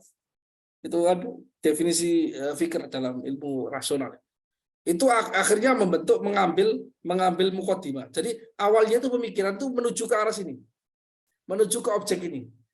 Menuju ke objek ini dilihat apa yang sesuai dengan ini. Melihatnya dari sisi apa? Dari sisi yang dia ketahui maklumin majin. Dia ke arah ke sesuatu yang sisi yang diketahui dari satu sisi ini. Nah, setelah itu matolib kan ini kembali lagi ke mabadi. Dari mabadi ini dia menyusun menyusun hal-hal yang sudah diketahui dari sini itu disusun dengan cara tartibun khos. Tartibun khos itu kalau dalam ilmu mantik dengan syakal awal, syakal sani, syakal salis, syakal robi dengan beberapa syarat. Kemudian disusun sehingga dia menuju ke situ. Misalnya dia itu tidak tahu hukum tentang alam itu hadis atau tidak. Tapi dia tahu alam. Dia tahu hadis itu apa. Tapi dia nggak tahu bahwasanya alam semesta itu hadis. Akhirnya dia mencari alam semesta. Dilihat, oh alam semesta punya sifat yang namanya berubah. Alam semesta itu berubah. Oke ya. Kemudian dia disusun itu kan. Kemudian dijadikan kuliah di dalam muqaddimah kubronya. Setiap yang berubah itu hadis. Berubahnya yang pertama ini dia mengambil muqaddimahnya atau argumentasinya dari minal wujud, minal musyahadah. Tapi yang kedua dia minal akal. Dijadikan kuliah. Setiap yang berubah maka dia pasti hadis. Maka natijanya adalah, konklusinya adalah dia bisa mendapatkan pengetahuan baru bahwasanya alam semesta itu hadis. Kalau dia sama sekali nggak tahu apa itu namanya alam semesta, apa itu namanya hadis, apa itu namanya berubah, dia mustahil dia bisa tawajuh ke arah sana. Jadi yang majhul jadid ini supaya diketahui adalah alam semesta ini hadis. Dia mengambil beberapa unsur dari alam semesta ini untuk diambil kesimpulannya, diambil beberapa hal. Oh, alam semesta punya karakter, dia berubah. Kemudian ditarik, dijadikan kulli, harus dijadikan kulli. Kalau nggak dijadikan kulli itu bukan berpikir namanya. Berpikir itu menjadikan hal menjadi kulli supaya bisa dihukumi secara universal, kuliah. Setiap yang berubah ternyata dia hadis, maka dialihkan. Itu berpikir. Nah, Imam Ghazali sedang mengatakan itu, tapi dengan bahasa yang sedikit berbeda, tapi orang yang paham tentang ilmu logika akan tahu bahwasanya Imam Ghazali sedang membicarakan persoalan rasional. Karena pelajar ilmu, dia tidak mungkin bisa mendapatkan ilmu baru tentang hal yang tidak diketahui kecuali dengan bitadzakur, dengan mengingat lil ulum allati tunasibu matlubahu. Maksudnya mengingat itu dengan cara mencari mabati, prinsip-prinsip atau sisi-sisi objek yang sesuai dengan tujuan objeknya. Jadi salah satu sisinya diketahui, sisi yang lain tidak diketahui. Lil ulum di sini maksudnya muqaddimah. Lil ulum lil bitadzakur lil muqaddimat allati tunasib matlub. Yang sesuai dengan premis-premis yang sesuai dengan tujuannya. Hatta idza tardakaraha, sehingga dia jika telah mengingatnya. Artinya mengingatnya karena sudah diketahui sebelumnya. Kan maklumun wajib. Warattabaha, ditartibkan, dibentuk secara khusus, yaitu dengan cara menggunakan sakal awal, sakal sani, sakal talis, sakal robi, ya kan? Ditartib fi nafsi tartiban makhsuson, dengan tata cara yang khusus, yaitu dengan sakal awal, sakal sani, sakal talis, sakal robi, dengan beberapa penerapan syarat-syaratnya harus dipenuhi. Ya'rifuhul ulama biturukul itibar, yang telah diketahui oleh para ulama tentang yang telah diketahui oleh ulama pakar metodologi istinbat, metodologi pengambilan kesimpulan, yaitu metodologi mantik. Beliau menggunakan istilah-istilah ini pada itu pasti membahas mantik ini. Fa inda dzalika, ketika itu yakunu qad athura ala jihadil matlub. Ketika sudah mengambil beberapa sisi ini kemudian ditartib dengan tartib yang khas, kemudian dia akan mendapatkan jihadil matlub, sisi yang ingin dituju. Fatanjali haqiqatul matlub bil qalbi. Maka hakikat tujuan yang ingin dicapai oleh dia ini akan tergambar jelas pada hati dia, yaitu al-latifah rabbaniyah. Fa innal ulumal matluba allati laysat fitriyatan. Nah, ini berarti di sini beliau berbicara persoalan ilmu-ilmu nadhari. Karena ilmu badi daruri tidak membutuhkan tartib khos tadi, tidak membutuhkan silogisme, tidak membutuhkan kias sama sekali. Fa'innal ulum, karena ilmu yang dituju, yang bukan fitri, ilmu yang ingin dicapai, yang bukan merupakan ilmu fitriyah, yaitu badiyat atau doruriyat, la tuqtanas illa bisabqatil ulumil hasilah. Tidak akan bisa dicapai kecuali dengan perangkat ilmu-ilmu yang telah ada. Artinya dengan muqaddimah sughra, muqaddimah kubra yang telah maklum. Dengan premis minor, premis mayor yang sebelumnya sudah diketahui dulu. Tanpa ada premis minor, premis mayor yang telah diketahui, dia mustahil mendapatkan konklusi. Premis minor, premis mayor didapatkan dari mana? didapatkan dari objek yang maklumun wajin tadi. Kalau ghairu maklum aslan itu tidak mungkin terjadi pemikiran ke arah sana. Bal kullu ilmin, nah ini penting. Bahkan setiap ilmu la yahsul illa an ilmaini sabiqaini. Setiap ilmu tidak mungkin terjadi kecuali dari dua ilmu sebelumnya. Maksudnya dari muqaddimah sughra, muqaddimah kubra. Muqaddimah sughra atau muqaddam dan tali itu pasti. Ya talifani yang tersusun wa yazdawijani dan yang ditartib secara khusus dikumpulkan, digabungkan ala wajin maksud dengan cara khusus.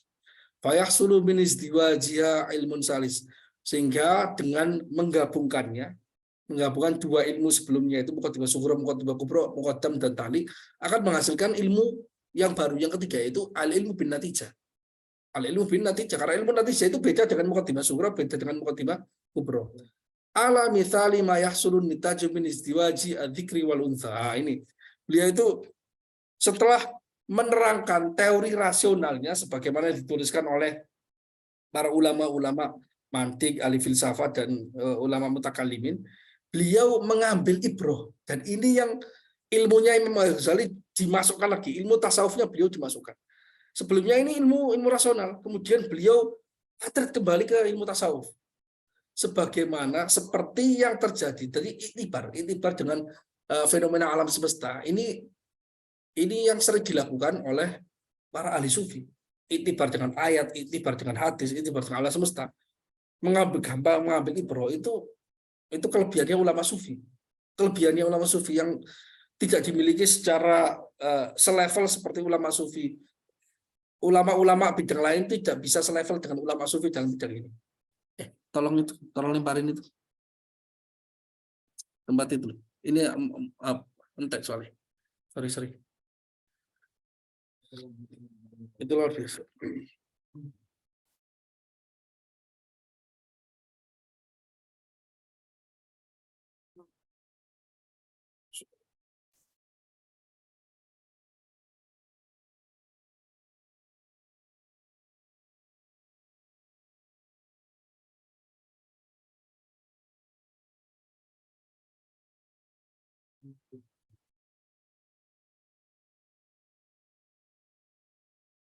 Nah, oke, saya lanjutkan.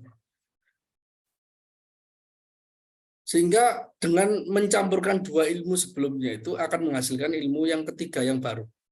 Ala mithali ma yahsulu an nitaju min izdiwajid dzakari wal untha. Seperti yang terjadi sebagaimana kesimpulan itu terjadi dari penggabungan antara laki-laki dan perempuan menghasilkan anak. Jadi itibarnya dari fenomena-fenomena alam, fenomena-fenomena yang sehari-hari, itibarnya seperti itu, dimasukkan ke ilmu yang lain oleh Imam Al-Ghazali. Summa kama anna man arada an yastantija ramkatan lam yumkinu dzalika min himarin wa ba'irin wa insanin. Ramka itu al-untha minal barodin. Apa ini? Apa? Coba artinya lupa. Kancil. Keledai. Oh ya. Kerja. Sebagaimana bahwasanya orang yang ingin menghasilkan apa? Ingin bisa mendapatkan kuda, tidak mungkin dia mendapatkannya dengan campuran pernikahan antara keledai dan onta dan juga manusia. Bal min aslin makhsusin minal khayli adzakari wal unsa. Tapi harus dengan sumber yang khusus dari kuda yang laki-laki dan perempuan. Artinya ingin mendapatkan bayi kuda harus mencari dari apa? Dari pernikahan antara kuda laki-laki dan kuda perempuan, bukan dari kuda dan manusia atau kuda dengan himar. Kalau kuda dengan himar menghasilkan bihol di tengah-tengah, bukan menghasilkan kuda. Ya kan ya? Wa dzalika idza waqa'a bainahuma izdiwajun makhsus. Hal itu bisa terjadi jika antara kuda laki-laki, kuda perempuan ini berkumpul secara tertentu. Bukan sekedar berkumpul, tapi ada syarat-syaratnya berkumpulnya. Fakadzalika kullu ilmin, demikian juga setiap ilmu. falahu aslani maksuson. Setiap ilmu bisa dicapai dengan dua dasar yang khusus, yaitu muqaddimah sughra, muqaddimah kubra, muqaddam dan tali kalau dalam bahasa mantik ya. Wa bainahuma thariqun fil istiwaj. Dan di antara keduanya muqaddimah sughra, muqaddimah kubra ada jalur, ada tata cara untuk menggabungkannya, yaitu syaratnya harus mura'atus syurut sakal awal syaratnya apa, sakal sani syaratnya apa, sakal salis syaratnya apa, rabi syaratnya apa. Kemudian kalau di kias istisnai itu harus kias istisnai. Kias istisnai juga dia harus menggunakan syarat-syaratnya, ada beberapa syarat yang perlu dipenuhi. Yahsulu min izdiwajiha al-ilmu al-mustafadu al-matlub. Yang bisa dengan perkumpulannya tadi bisa menghasilkan ilmu yang dituju.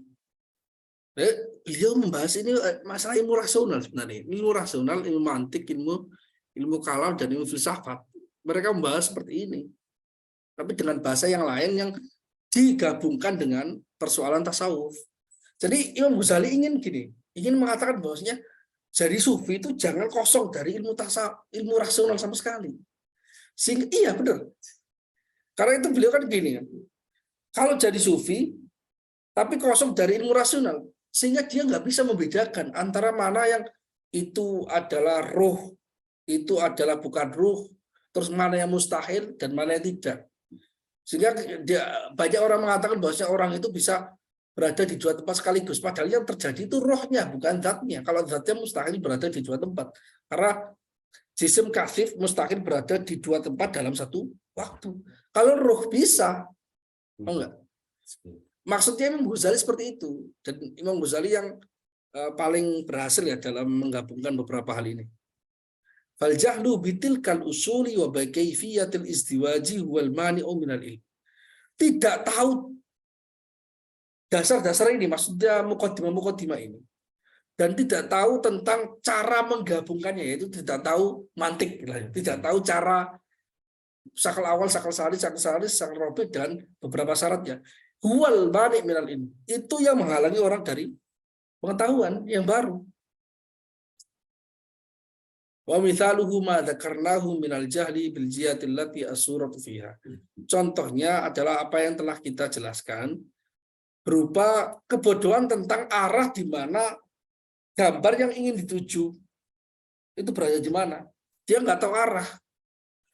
Bal mithaluhu, bahkan contohnya an yuridal insanu an yara qafahu mathal fil mir'ah.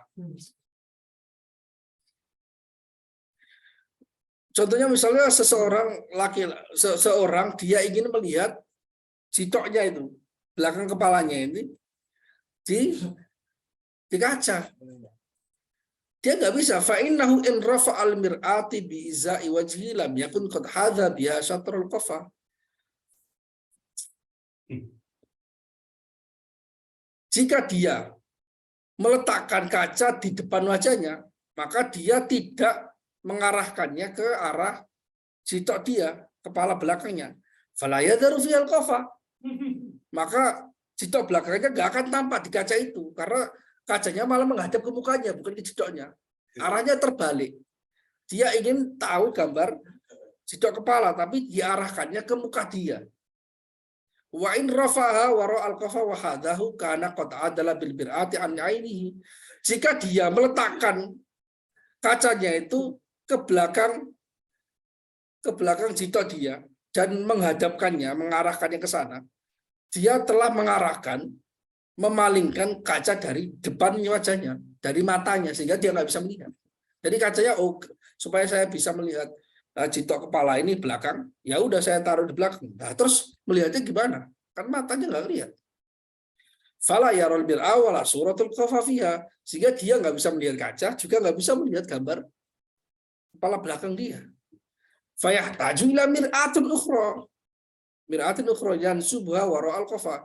Maka dia butuh terhadap kaca lain yang dia letakkan di belakang qafa, sehingga ada dua kaca, di depan sehingga matanya bisa melihat, dan di belakang sehingga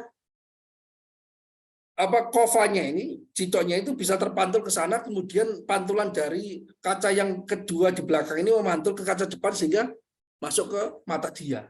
Jadi dua kali.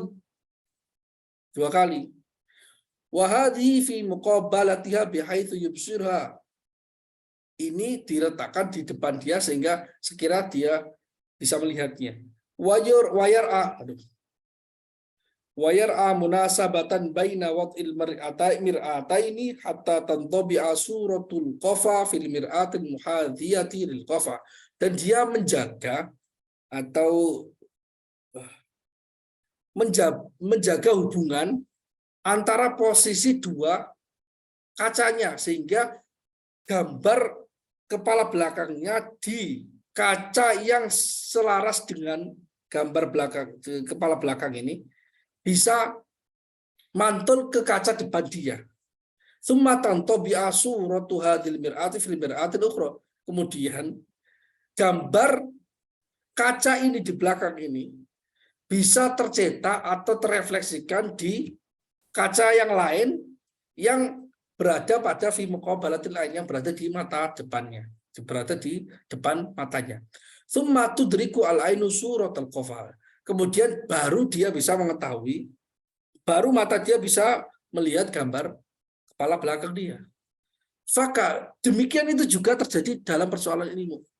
Fakadzalika fi iktinasil ulumi turukun ajibah. Demikian juga dalam mendapatkan ilmu-ilmu itu ada beberapa metode jalan yang sangat menarik, yang luar biasa yang dijelaskan oleh para ulama dalam kitab-kitab ilmu, kitab rasional, kitab kalam, kitab mantik, dan kitab-kitab tasawuf. Fiha izwirarat wa tahrifatun a'jabu mimma dzakarnahu fil mir'ah. Dalam persoalan mendapatkan ilmu apapun ini, ilmu rasional, ilmu tasawuf, ilmu ma'arif dzauqiyah, itu ada semacam izwirarat wa tahrifat. Jadi perubahan-perubahan arah atau manuver lah kalau kita bahas. Banyak sekali manuver-manuver yang lebih membingungkan atau banyak manuver yang lebih mengherankan, lebih dahsyat, lebih luar biasa dari sekedar apa yang kita sebutkan berupa contoh tentang dua kaca itu untuk melihat kepala belakang. Ya'izzu ala basitil ardi man yahtadi ila kaifiyatil hirati fi tilkal izbirarat. Yang jarang di muka bumi ini orang yang bisa mengetahui tata cara mendapatkan khila untuk mengatasi manuver-manuver itu. Jadi karena itu nggak semua orang itu alim dalam persoalan ilmu apapun. Banyak yang nggak sabar bisa mendapatkannya banyak sekali. Karena itu beberapa qadiyah nadhuriyah yang dijelaskan di dalam ilmu-ilmu logika, ilmu-ilmu rasional, ilmu mantik dan ilmu kalam itu kan kadang itu dia itu membutuhkan banyak sekali mukadimah. Dia nggak bisa langsung ke arah natijah tiba-tiba ini hukumnya apa karena dalilnya ini. Enggak, tapi ada beberapa kadang itu dia kalau dalam Islam mantik dia menggunakan kias yang murakkab. Kias murakkab itu kias basis yang disusun beberapa tingkat. Kemudian dihapus beberapa mukadimahnya sehingga dibentuk menjadi satu kias. Ya kan? Kayak gitu. Jadi itu sering. Dan banyak orang yang nggak bisa memikirkan hal itu. Banyak yang tidak memiliki kemampuan untuk memahami hal tersebut. Nah, fahadihi hiyal asbabul mani'atu lil qulub min ma'rifati haqaiqul umur. Ini adalah beberapa sebab yang menghalangi hati, yaitu latifah rabbaniyah, mengetahui hakikat sesuatu. Wa illa fakullu qalbin fahuwa bil fitrati salihun li ma'rifatil haqaiq. Nah, ini mulai serem. Jika tidak demikian, jadi itu sebab kenapa hati itu kadang itu ada yang tidak mendapatkan ilmu pengetahuan tertentu atau tidak. Padahal setiap hati itu secara fitrah itu punya potensi mengetahui hakikat segala sesuatu. Li'annahu amr rabbani syarif, karena hati yang dimaksud di sini latifah rabbaniyah adalah persoalan ketuhanan yang mulia. Faroqa sairul jawahir, yang berbeda dari seluruh jauhar yang ada di alam semesta. Bihadhil khawsiyati wasyaraf. Dia berbeda dari seluruh jauhar karena ada keistimewaan dan keutamaan ini. Wa ilaihil isyaratu biqaulihi ta'ala. Ini diisyaratkan oleh firman Allah Ta'ala, inna aradnal amanata 'alas samawati wal ardi wal jibali fa'abaina an yahmilnaha wa asfaqna minha wa hamalahal insan. Kami telah menyerahkan amanat pada langit dan bumi dan juga pegunungan.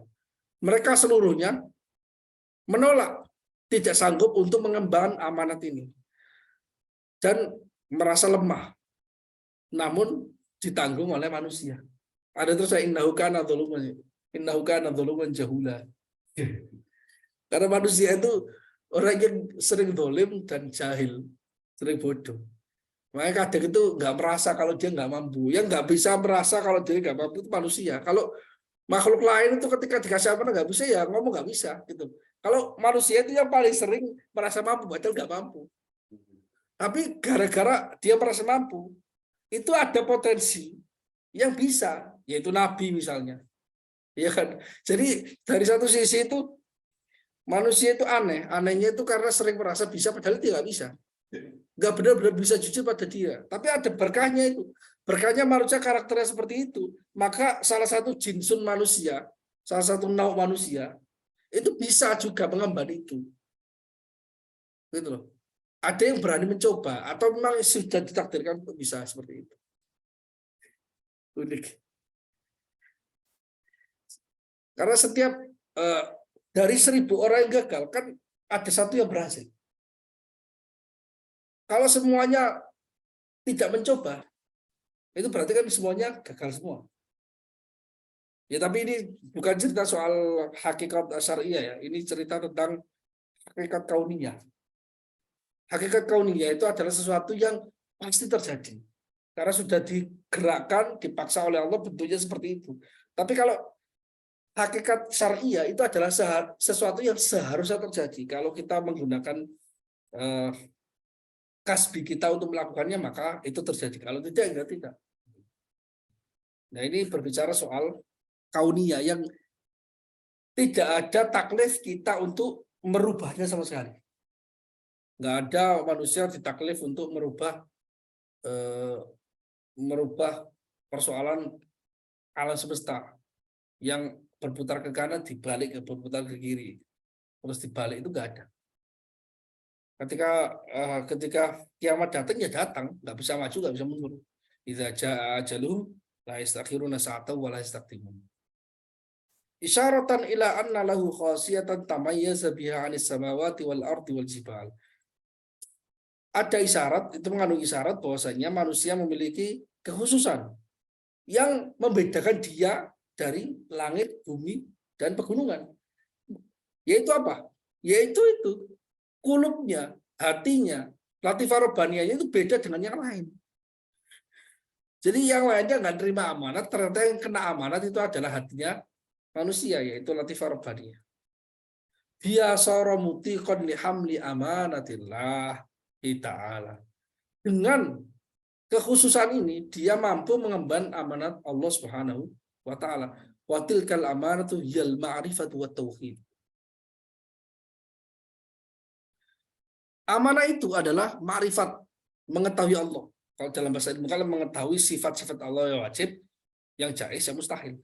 Kalau dalam bahasa tasawuf, setelah mengetahui ma'rifat Allah terhadap sesuatu yang wajib, jaiz, dan mustahil, mengetahui tentang tajalli asma wa sifat. Mengetahui ma'rifat tentang tajalli Allah yang dari sisi asma Allah dan dari sisi sifat Allah. Ada lagi tajalli zat. Tapi bukan zatnya itu yang tajalli, tapi tajallinya saja. Li'anna tajalli makhluk wal mutajalli ghairu makhluk. Tajallinya itu makhluk, tapi mutajallinya itu ghairu makhluk. Itu pembahasan di dalam ilmu mutasawwif nanti akan dibahas di sini. Amanat itu adalah ma'rifat dan tauhid, mengesahkan Allah. Tauhid setelah ma'rifat mengesahkan. Setelah ma'rifat mengesahkan. Nah, ilmu kalam sama ilmu tasawuf itu ilmu yang sebenarnya dekat. Bedanya gini, ilmu kalam itu hanya di level gerbang pertama. Orang itu melakukan kewajiban. Kewajiban dalam hal menggunakan rasionalnya. Tapi kalau gerbangnya ini ditarik lagi ke arah yang lebih dalam, yang lain itu nanti akan menjurus ke tasawuf juga. Lah, Kita tahu yang wajib bagi Allah itu A, yang mustahil bagi Allah itu B, yang jais bagi Allah itu C. Kemudian bagaimana zauknya terhadap sifat Allah? Bagaimana zauknya terhadap fi'il Allah? Bagaimana zauknya terhadap asma Allah? Itu bukan pembahasan ilmu kalam. Itu pembahasan tasawuf suluk-suluk sehingga kita bukan sekedar tahu bahwasanya Allah Subhanahu wa taala memiliki sifat wajib ini, memiliki sifat jaiz ini, memiliki sifat mustahil enggak, tapi tahakkuk, takhallaqu bi akhlaqillah. Ya kan? Berakhlaklah dengan akhlak Allah. Iya kan? Setelah tahu itu wajib, tapi bagaimana kita tahakkuk terhadap sifat Allah? Terhadap asma Allah, itu pembahasan tasawuf. Jadi gerbang pertama itu tauhid dulu, ilmu kalam itu. Tapi nanti ketika ditarik didalami dengan suluk-suluk tertentu dengan bantuan guru-guru mursyid itu bisa tahakkuk ke sana. Makanya dulu ulama-ulama klasik itu menyebut kitab tauhid, kitab tasawuf itu sebagai kitab tauhid. Misalnya Syekh Qusairi, pengarang Risalah Qusairiyah, itu beliau kan punya kitab tentang tasawuf, ada busuluk dan sebagainya. Itu beliau memberi namanya kitab tauhid. Ulama dulu, ulama salaf itu menyebut kitab suluk, kitab tasawuf, kitab ma'arif dzauqiyah itu sebagai ilmu tauhid. Misalnya Risalah Arslani itu Risalah fi tauhid. Risalah Arslaninya itu Risalah fi tauhid, itu padahal pembahasan tasawuf. Karena ujung dari tauhid itu ketika ditarik diperdalam itu menuju ke level-level tasawuf. Zaman dulu itu seperti itu. Zaman dulu itu seperti itu. Karena dasarnya awalnya gerbang pertamanya itu adalah ilmu kalam. Ini sampai mana ini? Kalau dibablas kan bahaya ini. Oh, bentar lagi selesai. Bentar lagi selesai.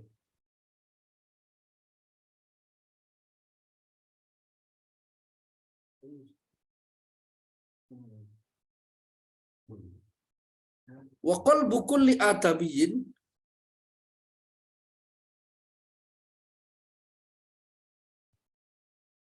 sampai sini aja, capek, nggak usah memaksakan diri. Capek. Ya udah, kalau ada pertanyaan silakan. Satu pertanyaan, dua pertanyaan boleh. Silakan.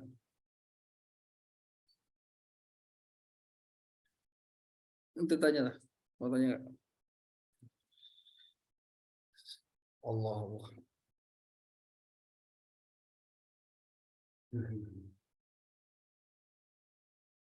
Baik, kalau tidak ada pertanyaan sampai sini saja. Terima kasih. Wallahul muwaffiq ila aqwamit thoriq. Wassalamualaikum warahmatullahi wabarakatuh.